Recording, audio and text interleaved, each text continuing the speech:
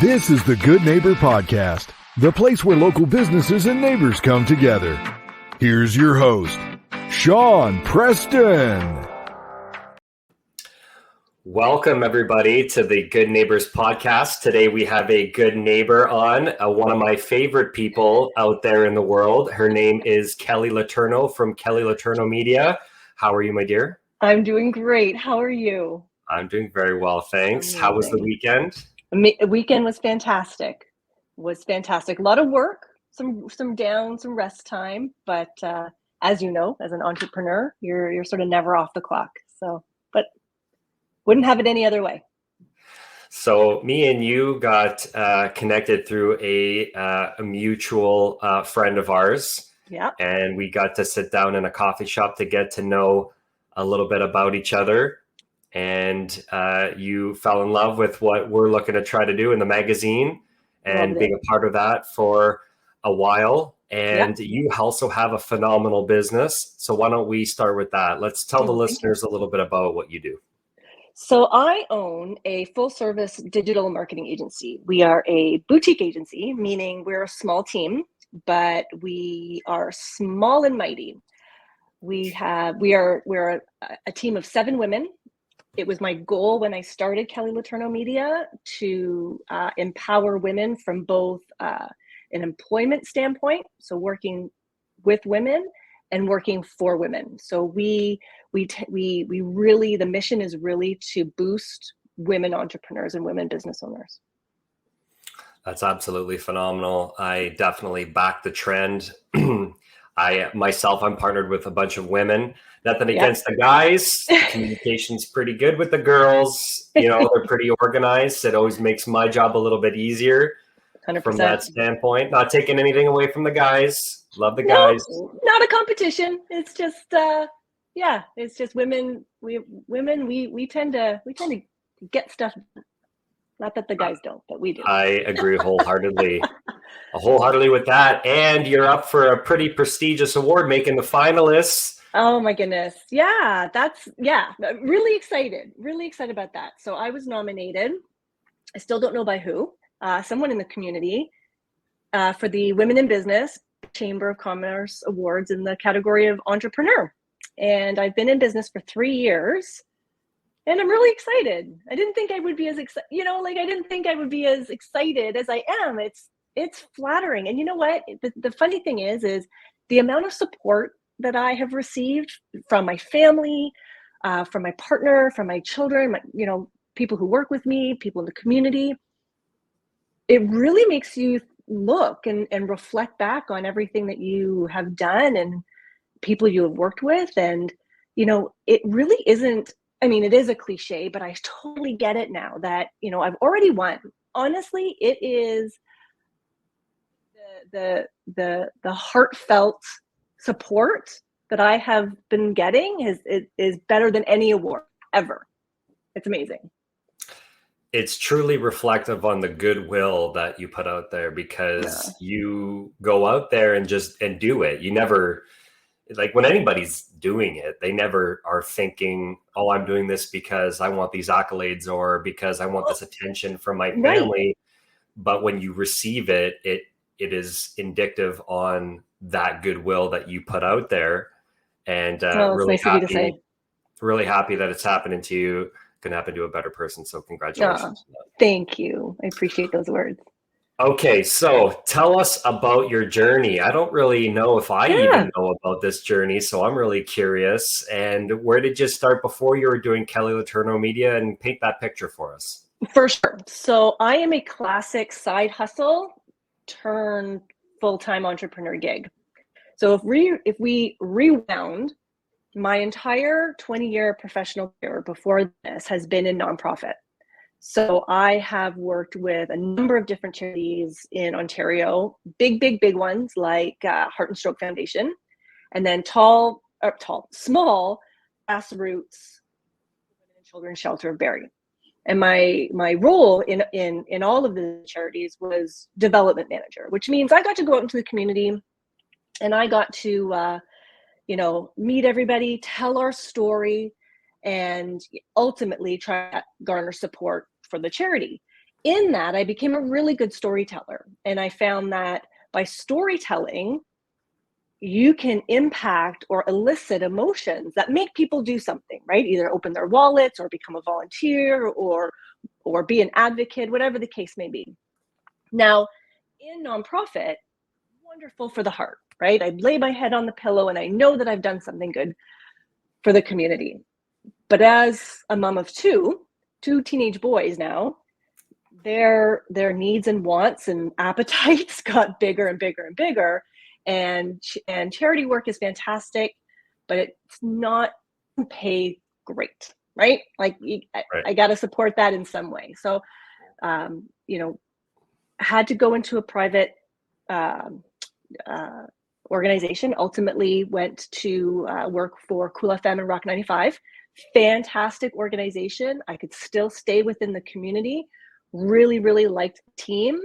And ultimately rebranded and was talking about digital marketing, was talking about a whole bunch of different stuff. And somebody said, "Hey, I love what you do for your Instagram page. Do you think you could do that for me? I don't want to do it. I hate it. I don't have time." And I was like, oh, this could be something, right? So did my due diligence, went to the higher ups at the Rock 95, and I said, "Hey, is this a conflict?" Because I didn't want to break any rules. I didn't want to be terrible, right? "Is this a conflict? I know we do this." And they said, "No, it's great. Go for it. Great. We're not planning on getting into social media, and so go for it." So said yes, took on a couple of clients, and then it really snowballed from there to the point where I was like, I can't do both. There's no way I can do both, because I'm not going to take meetings during Rock 95 time. That's unethical. But I'm running out of time during the day. And ultimately, I made the decision to go feet first right into my own business, got all my ducks in a row, and dove right in. So that took me about a year, and I'm on year 2, almost 2.5 of full-time entrepreneurship. Phenomenal. Congratulations. Yeah. It's been great. It's been fantastic. It's been fantastic. What's one of the things I think, most people that watch our show are business owners. They probably agree with what you're about to say, but what is one thing that you love the most about making that switch to working for yourself? Okay. So there's a whole bunch. So one is the freedom to work wherever. Part of my ultimate goal is to travel. My partner's an avid traveler. I want to be an avid traveler. We've gone to Nepal and Australia while I've been doing this, right? And in this digital world, I can do this. So I can do work from anywhere. So that was a huge bonus. And ultimately sort of what I built it for that reason alone, right? The other thing is, what I started talking about before is I get to help women. At the end of the day, that is my ultimate goal. So when I have a women-owned, women-led business come to me and they have, all this amazing talent and this incredible business. And when I talk about laying your head down on the pillow, knowing you've done something good for the day, like I was talking about in the charitable sector, that happens every day for me, because I know that I've given my heart and my soul to promote their business in which they give their heart and their soul, right? Like it's just this beautiful exchange of energy. And I don't know if I could get that without working for myself. Right. Yeah. Well, it's a beautiful thing. Yeah, it's awesome. So, okay, so I'm a business owner, male, female, especially female. Yep. When I think of you, what's the one thing that should come to mind when I'm thinking about Kelly Letourneau Media? Is it the social media aspect and challenging that aspect first to do the storytelling and help me keep my own clients? Is it the digital advertising component to it? Obviously, everyone's got different needs, but when it comes to this, I've sat down with over 300 businesses, okay, and there's this conflict that some people have. Yeah. And it's like, okay, I need to get my message out, but they really feel like it's really important to, kind of I need my socials taken care of and I don't have time for that. Sure. And so what would your answer be to that? So, okay. So let me answer your question the way I think this is your question in terms of, one, when people think of me and think of Kelly Letourneau Media, what I would love for them to think about is sort of a full service digital agency, right? We can handle anything from social media management to website rebuilds to website designs. If you want to do ads, if you want to do email campaigns, we do it all, right? Like that's sort of the answer to what would I love people to know about Kelly Letourneau Media. The second question, or the second way I'm going to answer your question in terms of, I need my socials, but I need, to do this and this and this, is that social media is one part of a funnel, right? Social media is not your sales team, right? It begins with brand awareness, and that's where your social comes in, right? That's where you you showcase who you are as a business owner. That's where you get to show your values and your morals and your core beliefs. And it should be, less about what you do and more about who you are. And that's the way we approach social media. Then in terms of digital, then we get into different things. So your social media should really connect with your email campaign, which should connect with your ad campaign, which should connect with your website, right? It's all the funnel moving the client from knowing and trusting and liking who you are to making that ultimate purchase, right? Yeah, I cannot stress highly enough that you cannot rely on social media, and you have to have an integrated approach for sure to your digital marketing. You're talking my language. You're getting into my territory that I could talk about this all day. Yeah. And Jeff was on the show right before you came on, and we spent a great deal, talking about our business, what that is. You go hand in hand. We complement, our businesses complement each other. We're designed to both help that local small and medium-sized business and help them brand themselves. Yeah. And, for most people, I ask them, and typically there's a misconception with that. Branding, what is that? It's a feeling. It's how people feel about your business. And you do that just as good as everybody else. Yeah. Thanks. So, okay, there's definitely myths and misconceptions in the social media world, because I feel like a lot of people don't understand it. Even myself, Jeff, I could speak to him as well too. He just started diving into a lot of this stuff. And, even working together, you could tell, I was like, can you take care? You really understand that realm so well. And to a lot of people, it's not. And so what would be like a myth or a misconception when it comes to your business? 100%. So when it comes to social media, there is a huge myth out there that it needs, your page or everything you put out there needs to be aesthetically perfect, or else don't bother posting it, right? And I cannot stress enough, for anyone who's listening or watching that is struggling with posting on social media, my biggest piece of advice is do not overthink it. Do not take yourself too seriously. The more authentic you can be, the more you are going to find your people. Don't worry about being somebody else, because you're going to get other people and you don't want to work with, right? So don't worry if your hair is a mess. Don't worry if your lighting is, not great. Don't overthink. It's my ultimate advice. Do not overthink. Do not stress.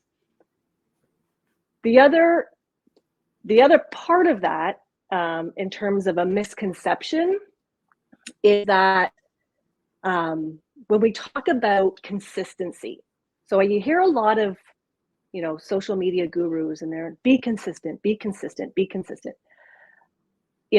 We have to really I've got fireworks. Hey now. Baby, that's you winning first place right there. That's funny. Oh my goodness. So to consistency, the only thing that I would say about consistency is, and again, it speaks to don't stress, is do what is consistent for you.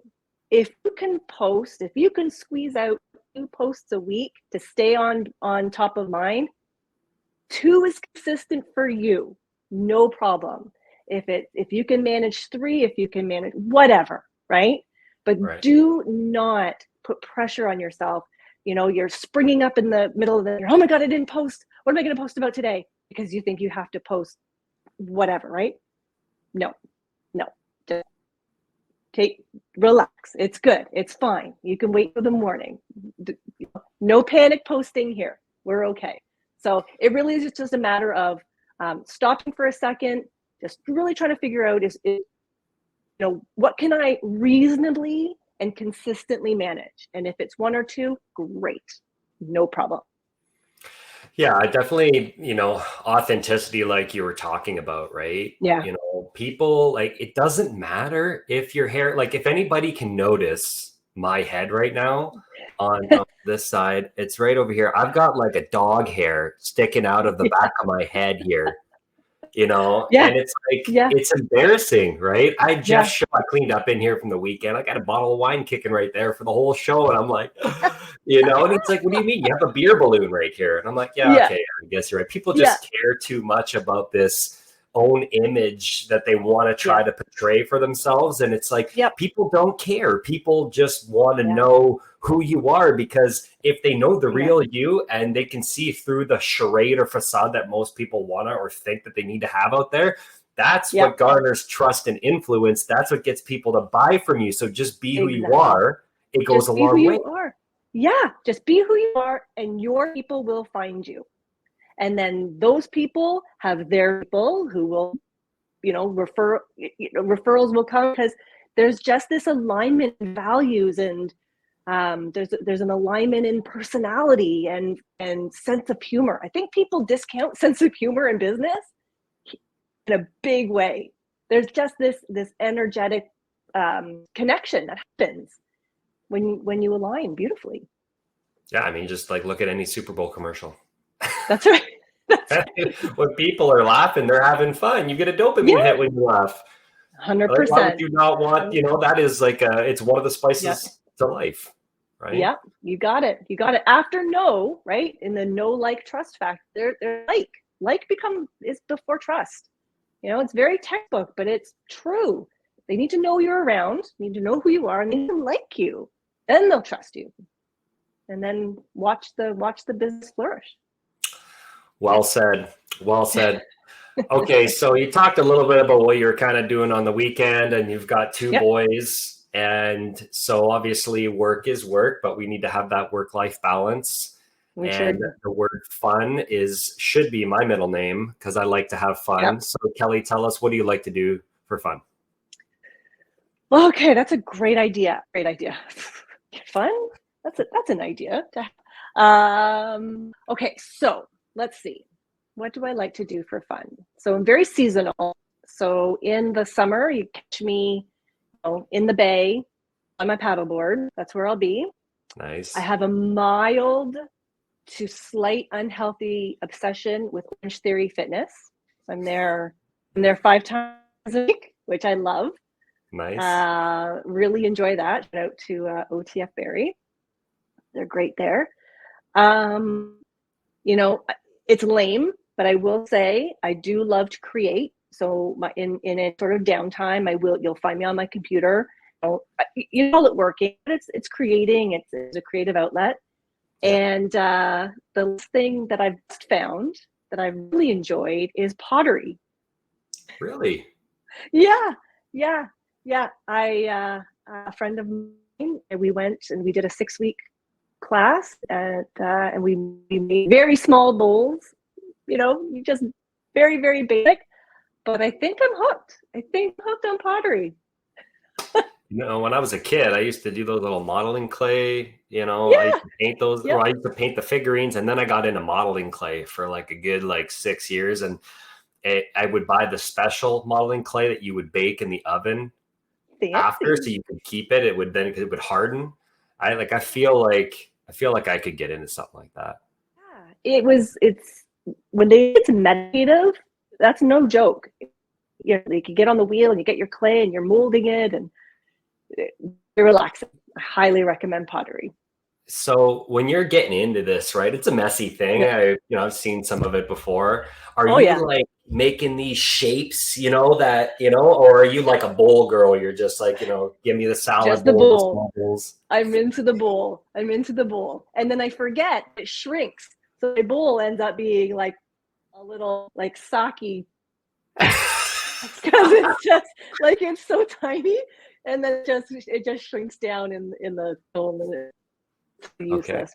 I never knew that. So they're like mushrooms. Oh, when yeah. You cook them, they shrink. They sure are. Yeah. So I've got a bunch of pen holders. It's essentially all they can be. Maybe some jewelry. That's it. Well, I'm expecting a pen holder for Christmas. That's right. You got it. Everyone. Pottery for everyone. You get a pottery, and you get a pottery, and you get a pen holder. Yeah, everybody gets one. It's great though. I could feel my body just relaxing. It's great. Oh, phenomenal. Yeah. So, okay. So let's switch gears here, go on a little bit more of a serious conversation. It helps. Like we were talking a lot about trust and influence of people and stuff like that. And life has a tendency to throw curveballs at us from time to time. Sure. Sometimes it's stuff that's out of our control. We don't have control over it. What would be like a hardship that maybe you've, occurred throughout the course of your life that was something that you had to kind of crawl out of or overcome? And did it make you stronger? Did it make you better for it? Like just in life altogether or? Yeah, I mean, for myself, I was in the car business for 9 years. I was very fortunate. It's a lucrative business. I got lucky being the first guy to open up the market for this automotive marketing agency. And, I grinded it out for 9 years, and I got to buy my house. I did the down payment on my own. I never had to worry about money in my life. I definitely overspent and didn't save because I didn't need to. I really was almost a top income earner in our country. And then COVID hit and changed the landscape of the car business forever. So dealers didn't need to retain their clients as much because they didn't have enough inventory to support it. So they shelved us, and private sales is a shell of its former self. The company I used to work for doesn't even exist anymore. And I watched a financial decline just all the way to the bottom. I actually hit the bottom so hard I came back up and then hit it again. Yeah. And, it humbled the crap out of me. It made me definitely better because I appreciate money and I look at money differently. And I value other things than just the superficial component that most people think about when they don't have money, that they want money. And so that was something that I went through as an example that made me better for it. What would something, have you ever, run into something like that? Yeah, I think so. I mean, I think this, I'm about to say, resonates with a lot of new business owners. And it's the idea of, mindset or the scarcity mindset and ignoring red flags just for the sake of $1, right? So in the early stages, I was saying yes to anyone and everyone I could because I was so scared of not having that income come in, right? As a business and going from a, steady paycheck.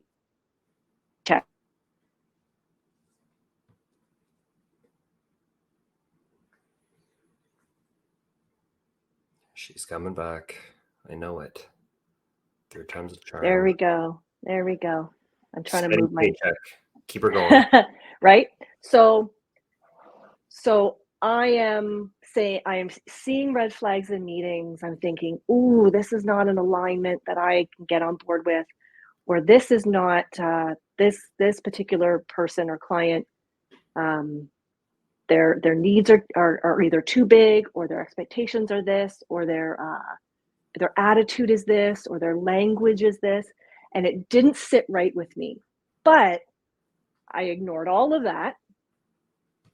Yeah, I can do it. Yep. Absolutely. Let's, sign here and we'll get started. Knowing that was not the type of person, like this wasn't going to be good. Just for whatever reason, right? But because of my mindset and because I didn't believe in myself, really, and because I was just too scared and I didn't know my worth, and I was too scared to say anything. I just ignored all these red flags. Now, after many lessons of those relationships ending poorly, because how could they not? I had really had to stop and say, okay, who do you want to work with? What are the red flags that you are no longer going to accept?